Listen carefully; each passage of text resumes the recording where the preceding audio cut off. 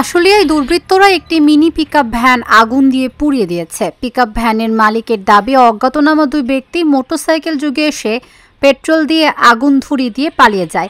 বৃহস্পতিবার দিবাগত ভোর রাতে আশুলিয়ার আবদুল্লাপুর বাইপাইল মহাসড়কের সরকার মার্কেট মেডলার গার্মেন্টসের সামনে এই ঘটনা ঘটে।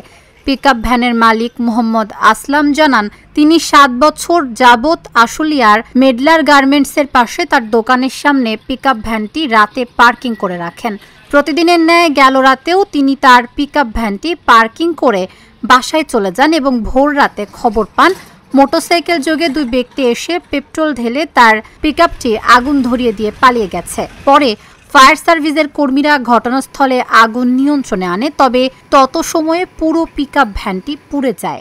স্যার গাড়ি নিয়ে এসে এখানে গাড়ির ভিতরে আমি ছিলাম। 5টার সময় এখানে সিকিউরিটি ছিল, আরো লোক ছিল, চিল্লানি মারলো, এই চিক্কুর মারছে, পিছে পিছে দৌড়াইতে ওরা দুইজন আইসা মোটরসাইকেলে ওই আগুন জ্বালাই দিয়া মোটরসাইকেল 7 টান। এরপরে আমরা সবাই, আবার কেউ ছিল আমাদের ড্রাইভারটা রুমে, সবাই আইসে আমরা এখান থেকে বালতি দিয়ে পানি নিয়ে পানি মারতেছি। তখন তো খুব আগুন, একদম উদাও আগুন। এই নিভাইতে তারপরে আবার ফায়ার সার্ভিস আসলো, ও লাস্টে আইসে আর কি। এই আগুন নিভাইছি আমরা পানি।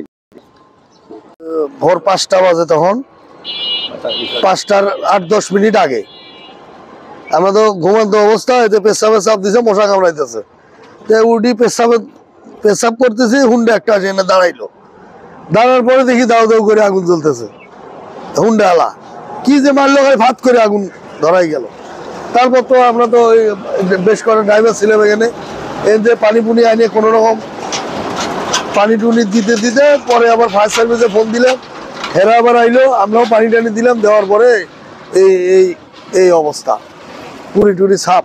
কারণ এই গাড়ির মালিকের এই ক্ষতি, এটা কি বা দেশে এটা কেমন, এটা কি একটা অবস্থা। আমাদের জীবনের তো আমরাও তো শুয়েছিলাম পাশে, আমাদের গাড়িতে তো আগুন দিতে পারতো। আপনাদের রংপুর থেকে আসছে, আমি আসি মিরপুরে মাল্লা মায়া, এর কেবল মনে করেন আসে শুয়েছি, এই এর ভিতরেই এই ভোরবেলা দেখেন এই অবস্থা।